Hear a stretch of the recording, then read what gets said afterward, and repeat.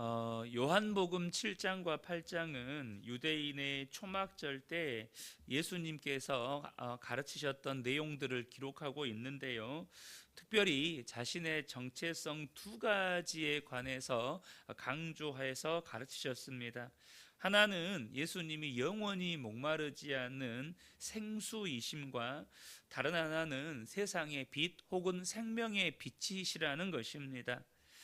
이제 요한복음 9장은 요한복음 8장에서 38년 된 병자에 이어서 날 때부터 맹인된 사람의 이야기를 다루고 있습니다.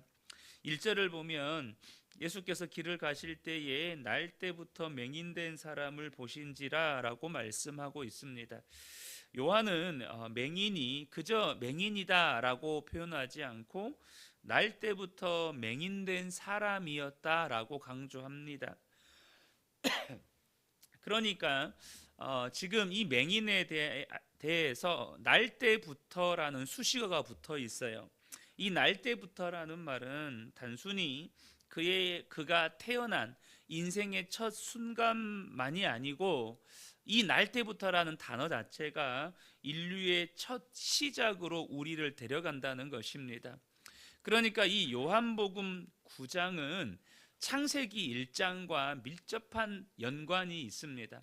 제가 앞서서 잠깐 말씀드렸지만 예수님께서 자신의 정체성을 생명의 빛 혹은 세상의 빛으로 소개하고 있다라고 말씀을 드렸죠. 그런데 본문에 날 때부터 온통 세상이 흑암뿐이었던 한 맹인을 소환합니다.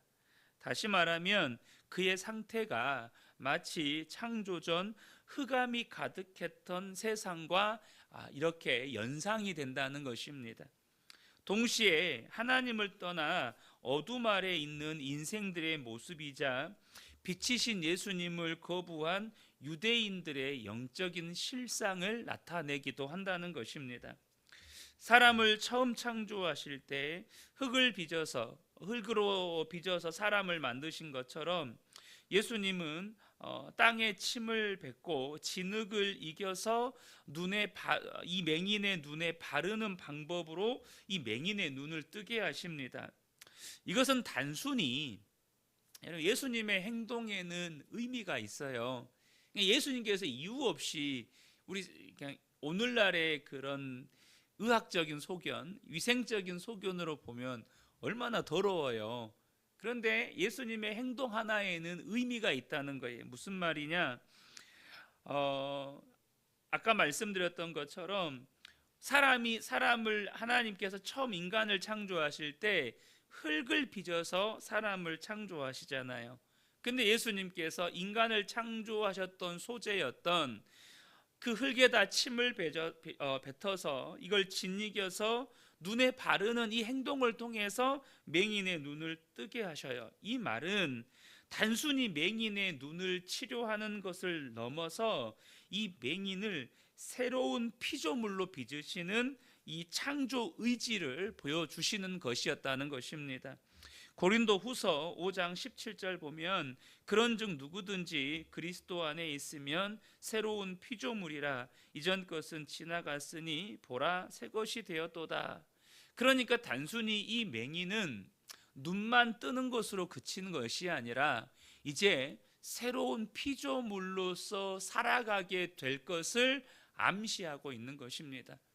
단순히 고침받고 끝나는 게 아니에요. 이 맹인은 반드시 새로운 피조물로 되게 하시겠다는 예수님의 의지라는 것이죠. 이것이 제자들에게 말씀하신 그를 통하여 나타낸 하나님이 하시는 일이었다는 것입니다. 그런데 우리가 이 맹인이 이제 새로운 피조물로 살아가게 될 것에 대한 이야기는 설교 결론 부분에서 말씀을 나누기로 하고요. 본문에 보면 이 맹인을 바라보는 두 시선이 존재합니다. 먼저는 제자들의 시선입니다. 제자들은 날 때부터 맹인된 사람을 두고 누구의 죄 때문인지를 물어요. 2절을 보면 제자들이 물어 이르되 랍비여 이 사람이 맹인으로 난 것이 누구의 죄로 인함이니이까 자기니이까 그 부모니이까. 제자들은 이 맹인을 보고 무심코 그의 맹인됨이 죄와 관련이 있는지 그저 호기심 차원에서 질문을 해요. 우리는 이 제자들의 시선과 질문에서 유대인들의 전형적인 선입견과 편견을 보게 됩니다. 이 유대인들의 전형적인 선입견, 편견이 뭐냐면 이러한 천형적인 질병을 가진 사람은 죄로 인해서 하나님의 저주를 받은 사람이라는 이런 선입견, 편견이 있었다는 거예요. 그러니까 여러분, 이 사람이 죄 때문에 하나님의 저주를 받은 사람이잖아요. 그러니까 그 사람을 향한 긍휼의 마음도 있을 리가 없는 거예요. 그런 맹인을 보고 태어날 때부터 맹인된 사람을 향해서 유대인들은 그 긍휼의 마음을 가지지를 않는 것입니다. 우리가 지난 시간에 나누었던 38년 된 병자도 마찬가지예요. 이 병자가 뭐라고 했습니까? 도와주는 사람이 없어서 물이 움직일 때 나를 이 물 가운데까지, 이 베데스다 못까지 데려다 주는 사람이 없다. 나를 그 못에 담궈주는 사람이 없다. 무슨 말이죠?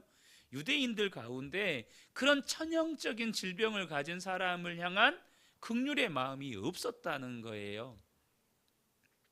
그런데 이런 제자들의 원인을 묻는 질문에 예수님은 답변을 하지 않으십니다. 그리고 제자들로 하여금 원인이 아니라 목적에 주목하게 하세요. 과거에서 원인을 찾는 과거 지향적인 답변 대신 하나님이 하실 일이 있다는 미래 지향적인 답변을 내놓으시면서 제자들의 시선이 그 질병의 원인이나 문제가, 그 질병 자체의 문제가 아니라 하나님과 하나님이 하실 일을 향하게 한다는 거예요. 제자들의 시선이 그 맹인이라고 하는 그 장애 혹은 그 장애의 원인에 머물게 하지 않고 하나님과 하나님이 하실 일에 제자들의 시선이 향하게 한다는 것입니다. 이것이 우리에게 주는 중요한 메시지가 있어요. 그것은 우리의 삶의 고난의 이유를 우리가 모두 다 알 수 있는 게 아니라는 것입니다. 이게 적절한 비유인지 모르겠지만 제가 수요 예배 때였나요? 언제 예배인지 정확히 제가 금요 기도였던 것 같아요. 금요 기도회 때 마태복음 24장을 나누면서 이 말세의 징조들에 대한 이야기를 할 때 하나님이 어떤 부분들은 신비의 영역에 두셨어요. 모든 걸 다 알게 하지 않으셨다는 거예요. 그 의미, 정확한 때, 이런 것을 우리에게 알게 하시지 않았어요. 하나님께서 우리의 삶에 우리는 그래요. 왜 나에게 이런 고난이 찾아왔을까? 그런데 여러분, 고난의 이유를 알면 그 고난의 문제가 해결이 됩니까? 여러분, 그렇지 않아요. 우리는요 참 어리석어요. 내가 그 고난의 이유를 알면 내가 지금 이 고통이 다 극복이 되고 이 고난이 다 극복이 될 거라고 착각을 해요. 여러분, 그렇지가 않습니다. 내가 고난의 원인을 안다고 해서 그 모든 고난이 극복이 되는 게 아닙니다. 그러므로 저와 여러분이 왜 나에게 이런 고난이 찾아왔는가에 너무 많은 시간과 심력을 낭비하지 말라는 것입니다. 우리가 고난의 원인에 대해서 혹은 고난에 대해서 너무나 많은 시간과 심력을 낭비하다 보면 결국 우리의 입에서 나오는 것은 뭐냐? 부모 탓, 환경 탓, 배우자 탓, 자식 탓, 이렇게 누구를 향한 원망과 불평만 하게 된다는 거예요. 그런데 이것보다 더 중요한 메시지가 있습니다. 그건 뭐냐면 아무리 고통스러운 현실도 주님의 뜻을 이루고 주님의 영광을 나타내는 도구가 될 수 있다는 것입니다. 저와 여러분의 삶에 정말로 너무너무 힘든 고통과 고난이 있을 수 있죠. 그러나 그 어떤 고난도 고통도 주님의 도구가 될 수 있어요. 주님의 영광을 나타내는 도구가 될 수 있다는 것입니다. 그러므로 지금 예수님께서 제자들의 시선을 이 맹인이라고 하는 앞을 보지 못하는 장애나 그 원인에다가 두지 않게 하시고 하나님과 하나님이 하실 일로 제자들의 시선을 옮겨가게 하신 것처럼 저와 여러분의 시선이 고난 가운데 고난 자체나 고난의 원인에 두는 것이 아니고 하나님이 하실 일이 있다는 사실을 인정하고 하나님을 주목하고 하나님이 하실 일을 기대해야 한다는 것입니다. 사랑하는 성도 여러분, 우리의 삶에 고난이 있습니다. 그 고난의 원인이 무엇인지에 대해서 너무 파고들지 마세요. 때로는 하나님께서 물어도 알려주시지 않을 때도 있습니다. 그 고난의 원인에 대해서 침묵하실 때가 있어요. 제가 종종 드리는 말씀이지만 저는 제가 어렸을 때 저희 아버지가 왜 그렇게 폭력을 행하셨는지 지금도 그 이유를 알지 못합니다. 물론 아버지가 월남전 참전하셔서 그 월남전에서 겪으셨던 전쟁 트라우마가 혹은 그 다른 원인이 있을 수 있겠죠. 그런 것이 가정에서 자녀들을 향한 폭력성으로 드러났나? 이렇게 추측은 합니다. 추측은 해요. 그런데 그건 아버지에게서 어떤 원인이 있는 것이고, 그러면 제가 그게 원인이 전부다라고 하면 결국에는 왜 아버지는 월남전에 가셔가지고 그런 트라우마를 가지고 결혼을 하셔서 우리를 그렇게 폭력을 휘두르셨나? 이거밖에 없는 거예요. 그렇지 않나요? 그러잖아요. 저는 왜 저희 남동생이 일찍 하나님께서 데려가시고 저희 아버지가 일찍 돌아가시고 또 저희 누님도 그런 극단적인 선택을 했는지 저는 다 이유를 알지 못합니다. 그러나 분명한 건 그 가운데 하나님이 하실 일이 있었다는 것입니다. 그 과정 속에서 하나님이 저를 빚으시는 하나님의 선하신 역사가 있었다는 거예요. 그러므로 저와 여러분이 정말로 하나님을 주목하시기를 바랍니다. 하나님이 하실 일을 기대하시기 바랍니다.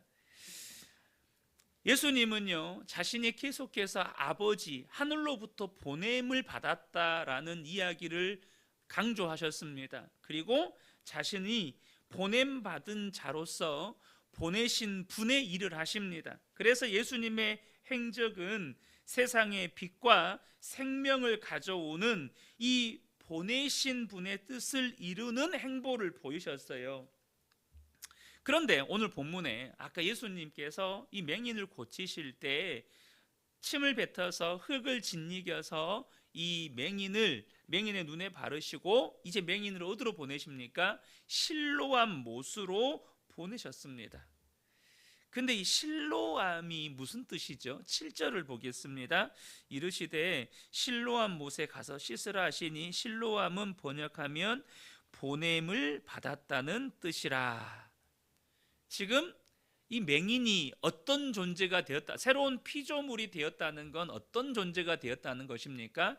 주님으로부터 보냄을 받은 자가 되었다라는 뜻입니다. 이 맹인은 이제 보냄을 받은 자가 된 거예요.